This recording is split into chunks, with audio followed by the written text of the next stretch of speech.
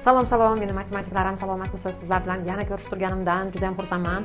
Demak, azizlarim, YouTube kanaliga a'zo bo'lamiz, Instagram kanaliga a'zo bo'lamiz. Instagram kanali linki video pastidagi opisiyaniyada yozilgan. Albatta obuna bo'lishni unutmang.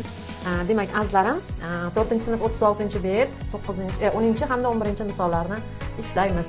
10-misolda demak, ushbu ko'rib turgan kasrlaringizni, noto'g'ri kasrlar, ya'ni mahraji suratdan kichkina, surat katta. Mana shu noto'g'ri kasrlarni biz aralash kasrga aylantirishimiz kerak. Xo'p, noto'g'ri kasrlarni qanday qilib aralash kasrga aylantiramiz? Aralash kasr o'zi nima? Aralash kasr bu butun son hamda kasr sondan iborat sonlar aralash sonlar deyiladi. Ham butun soni bor, ham kasr qismi bor.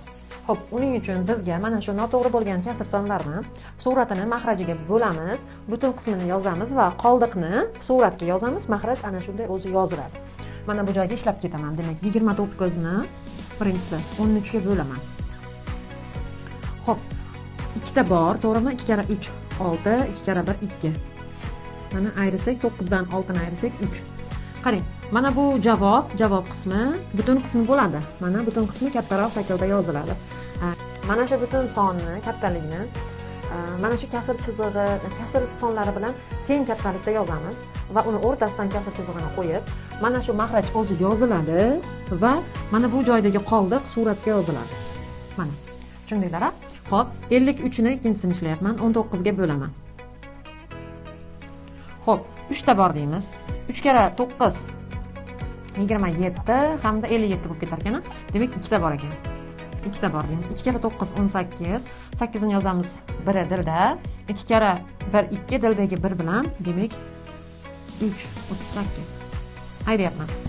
13 dan 5 8 ni ayirsak 5. Mana bu joyda 4 qoldi. 4 dan 3 ni ayirsak 1. 15 qoldiq ekan. Demak, javob 2 chiqar ekan. Demak, butun son mana shu javobni yozamiz katta qilib, hamda uni o'rtasiga kasr chizig'ini chizamiz. Mana shu katta raqamni o'rtasidan kasr chizig'ini chizamiz. Hamda mahrajni o'zini yozamiz. Qoldiqni esa suratga yozamiz. Mana 15. Tushundinglar? Xo'p, endi keyingisi 80 ni 21 ga bo'laman. 80 bo'lingan 21. Agar 20 bo'lganda edi 4 ta bo'lar edi. Demak, biz 3 ta qilamiz. 3 kara 1 3, 3 kara 2 6. Xo'p, bir qarz olib ayryapman. 10 dan 3 ni ayirsak 7. Mana bu joyda 7 qoldi. 7 dan 6 ni ayirsak 1. Demak, javob 3, 17 esa qoldiq. Demak, 3 butun 21 dan mana shu mahraj o'zi ko'chiriladi. Qoldiq suratga yoziladi. 21 dan 17. Keyingisi 72 hamda 21. 72 bo'lamiz 21. 4 ta desak 84 bo'lib ketadi. Demak, 3 ta berganmiz, to'g'rimi? 3 kara 21 mana bu joydan hisobladik. 63 bo'lar ekan. 72 dan 63 ni ayiramiz. Demak, bir qarz olaman. 12 dan 3 ni ayirsak 9. 3 javob, 9 esa qoldiq bo'ladi. Demak, 3 butun 21 dan 9. Keyingisi 95 hamda 16. 95 ni 16 ga bo'laman. Xo'p, 5 ta desak, 5 kara 6 30, 5 kara 10 50. Demak 80 bo'lar ekan. Demak, xo'p, demak 5 ta ekan. 5 kara 6 30, nol yozamiz 3 tilda. 5 kara 1 5 tildagi 3 bilan 8 80 bo'lar ekan. 95 dan 5 dan 0 ni ayirsak 5, 9 dan 8 ni ayirsak 1. Demak, 5 javob 15 qoldiq. Demak, 5 butun katta 5 raqamini yozamiz. Mahrajiga 16 ni yozamiz, qoldig'iga 15 ni yozamiz. Xo'p, 47 ni ichida 46 dan bitta dona hamda bir qoldiq bo'ladi. Xo'p, 1 butun 46 dan 1 bo'lar ekan. Mana azizlarim, sizlar buni ko'chirib turguningizga qadar men 11-misolni demak mana bu joyga ishlab beraman.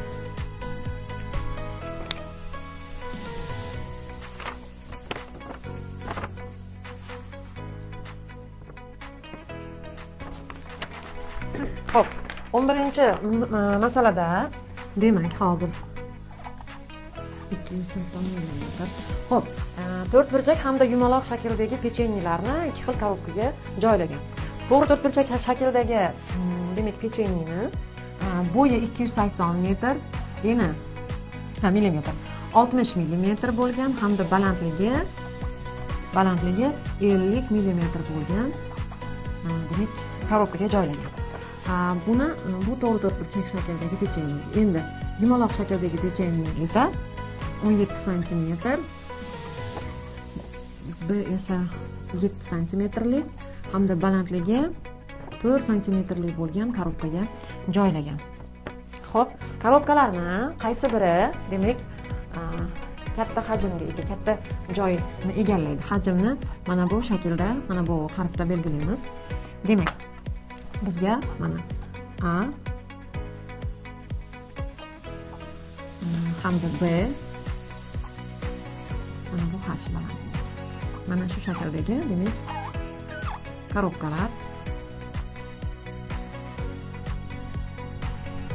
berilgan. Mana shu korobkalarni deyapti, hajmini toping. Demak, V1 deylik. Mana bu pechenyeni, to'g'ri to'rtburchakli pechenyeni joylashtiradigan korobkani hajmini hisoblaymiz. 280 mm degani 28 demak santimetr degani. 60 mm degani 6 cm degani hamda 50 mm degani 5 cm degani. Demak, bu taraf 28, bu yeri 6, mana bu yeri 6, 28 hamda 5 cm balandlikka ega bo'lgan korobkani hajmini topish uchun uni eni, bo'yi hamda balandliklarini bir-biriga ko'paytirishimiz kerak. V2 esa demak 7 4 17 7 4 17.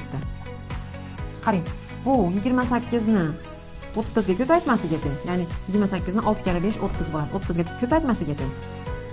Bu esa 28 bo'ladi. Mana 4 kara 7 17 ga ko'paytmasiga teng. Mana 28 17 ga.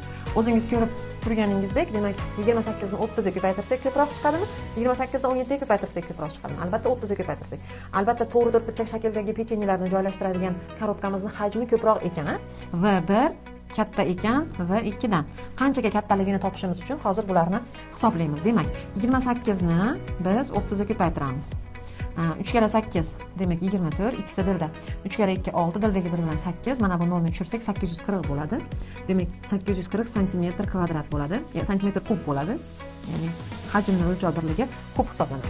Xo'p, endi 28 ni 17 ga ko'paytiramiz. 7 kara 8 56, 6 ni yozaman, 5 dilda. 7 kara 2 14, dildagi 5 bilan 19. Mana bu 1 ga ikkala son ko'payadi, 8, 2 28 bo'ladi. Qo'shib olamiz 6, 17, 476. Xo'p, endi V1 hamda V2 ni ayirmasini topishimiz kerak. V1 minus V2 teng 840 minus 476 teng. Mana bu joyga ayiramiz. Xo'p, 10 dan 6 ni ayirsak 4. Mana bu joyda 3 qoldi. Qarz olyapman. 13 dan 7 ni ayirsak 6. Mana bu joyda 7 qoldi. 7 dan 4 ni ayirsak 3. 364 demak santimetr kub. Santimetr kubga katta. Demak, javobni o'zingiz uzaytirib yozib qo'yasiz. Demak, to'g'ri to'rtburchak shakldagi pechenye joylashtirilgan korobkamizning hajmi yumaloq shaklda joylashtirilgan pechenyemizni joylashtirgan korobkani hajmidan katta hamda 364 santimetr kubga katta deb yozib qo'yasiz. O'zingiz tushunarli qilib. Mana azizlarim, demak, vazifamizni ham ishlab oldik. Do'stimiz skrinshot qilib sizlarga tashlab beriladi va siz videoni pauzaga qo'yib bemalol ko'chirib olishingiz mumkin. Men esa sizlar bilan xayrlashaman. YouTube hamda Instagram kanallariga albatta a'zo bo'ling. Xayr, salomat bo'ling.